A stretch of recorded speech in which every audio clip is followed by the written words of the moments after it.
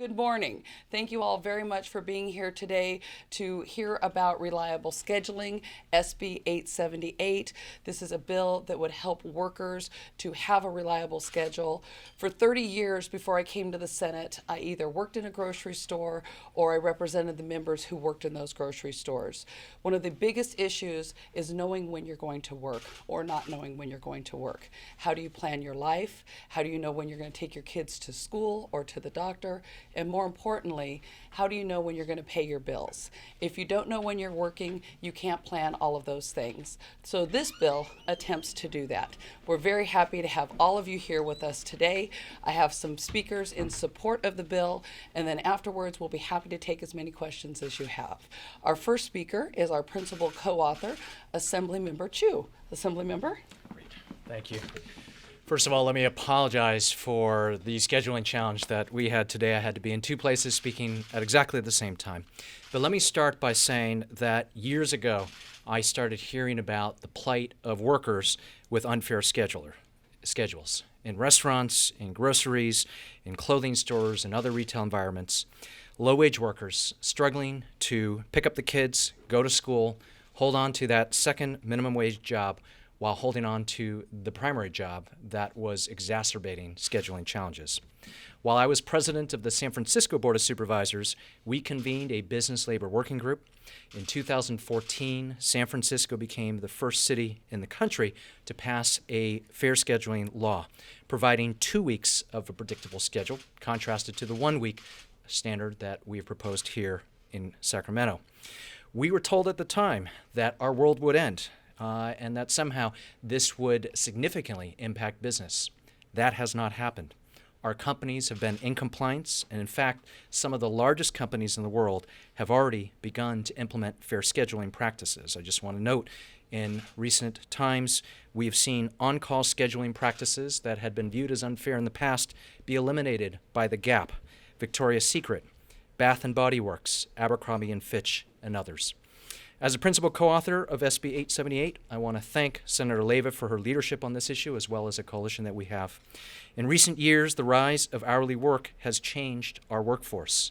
The federal government reports that our state has the largest percentage of hourly workers in our country. Since 2006, the number of involuntary part-time workers in our state has tripled to 1.1 million workers. 59% of our national workforce is now paid hourly.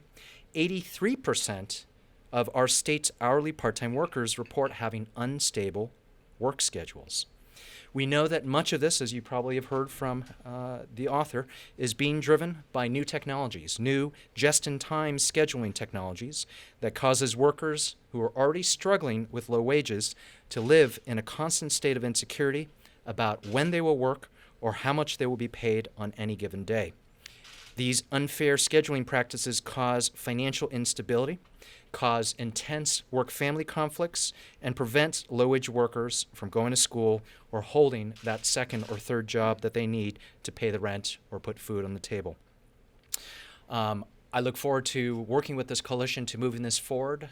This is an issue that is being discussed in legislatures around the country. It's my hope that we can move forward and California can again lead the way for our workers. Thank you, Assemblymember Chu. Now the chair of our Women's Caucus, Senator Hannibal Jackson. Thank you. Well, good morning, and I am delighted to be here as the chair of the Legislative Women's Caucus. This is one of our only 5 priority bills.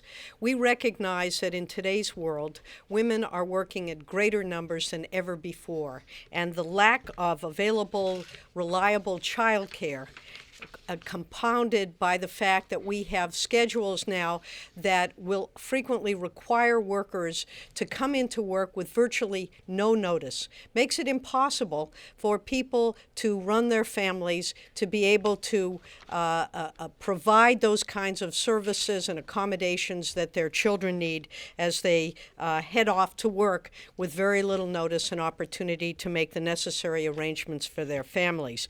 Now, this is, as I mentioned, one of 5 priority items in creating a stronger California, securing economic opportunity for all women.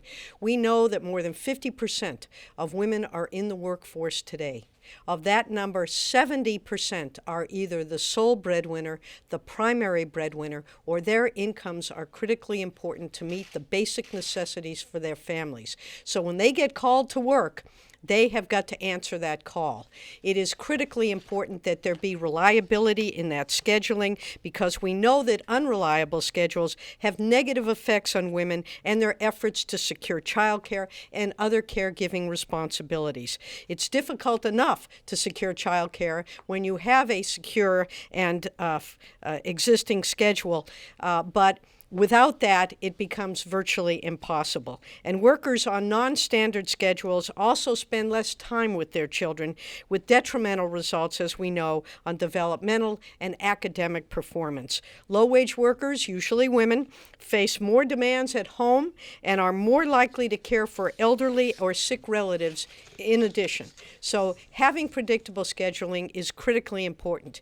And when workers are unable to secure coverage for caregiving responsibilities, they must miss work and lose pay and have the potential of losing their jobs. Fair scheduling requirements would greatly reduce the instability and resulting stress facing many low-wage workers, the majority of whom are women, and thus creating economic security for them and their families with more predictable scheduling. Thank you very much, and I also want to commend the author for her work on this issue, and for our principal co-author for having created the first program in California.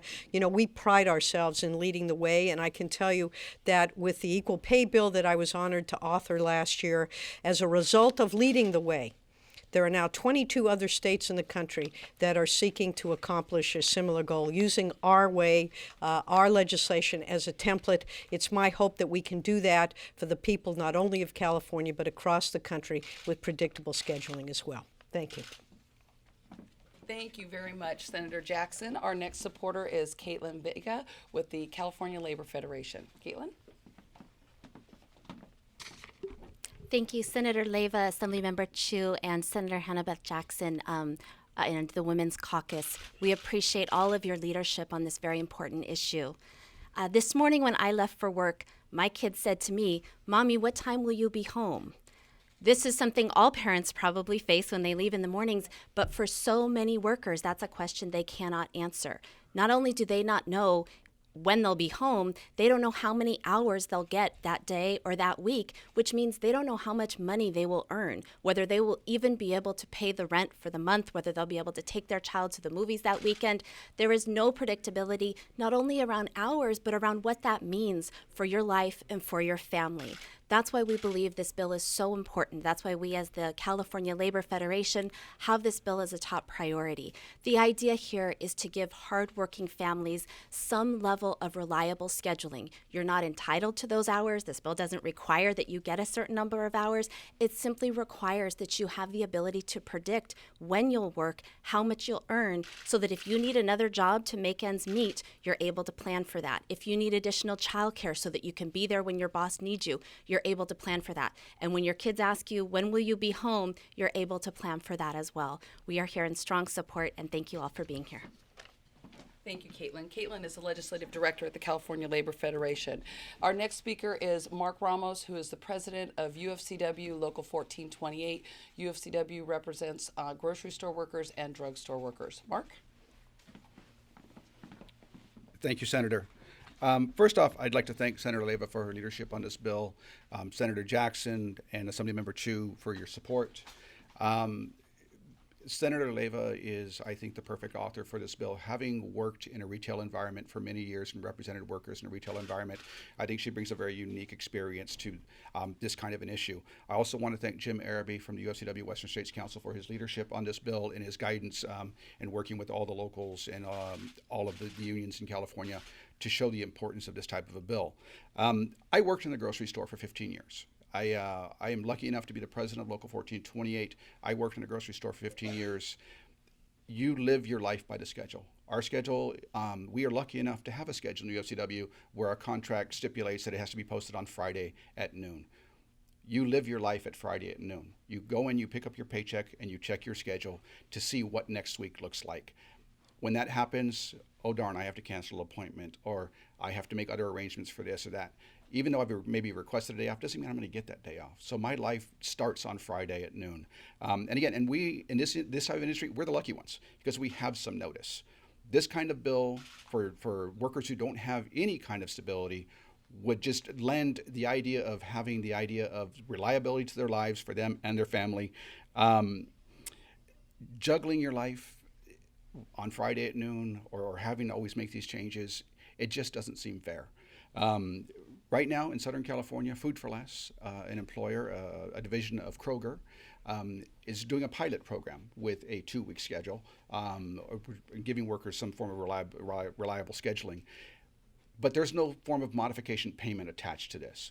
So those managers are able to change those schedules whenever they want. So yes, there's a schedule that gives them, the workers, some forward-looking vision on what the next 2 weeks should look like, but it can change at any time because there's no form of modification. The modification payment is so important to this bill. It just fixes a whole lot of the problems where your schedule is this one day and it's that the next day.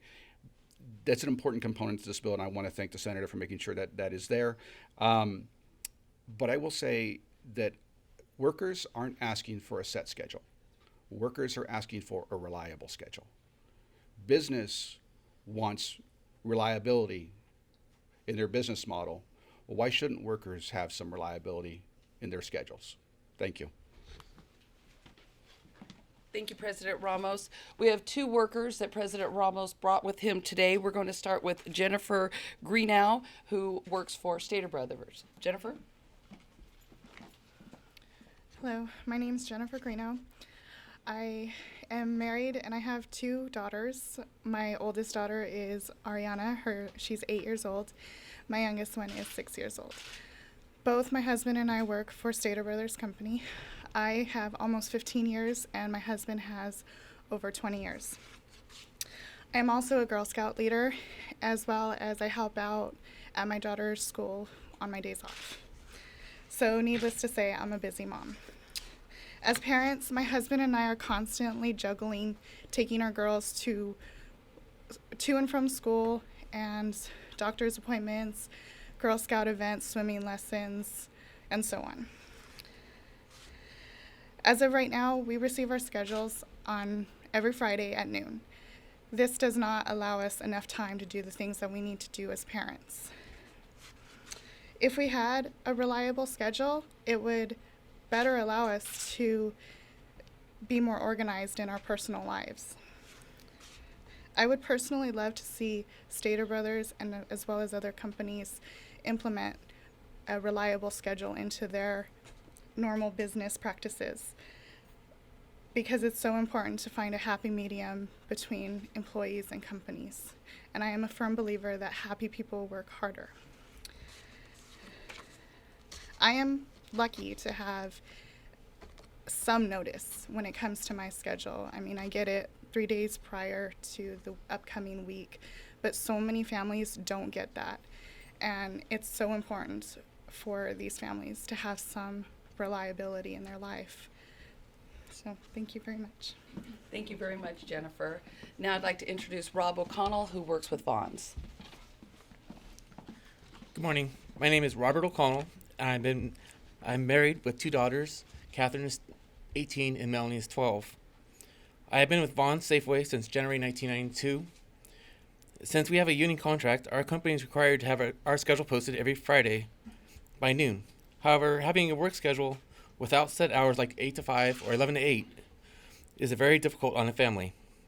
We have to plan our lives 1 week at a time and can't make plans until Friday when we see our schedule.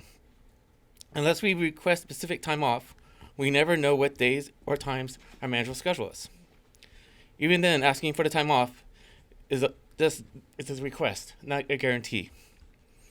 This makes it very difficult to schedule doctor appointments, parent-teacher conferences, and going to family events like birthday parties, or even normal occurrences like a family dinner. My daughters are very active in sports and school activities, and as their father, I want to be able to attend these events because I love my girls, and I want them to know I support them.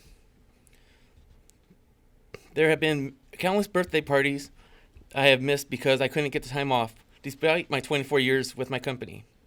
My wife also goes away for work on her job occasionally that requires her to travel out of state.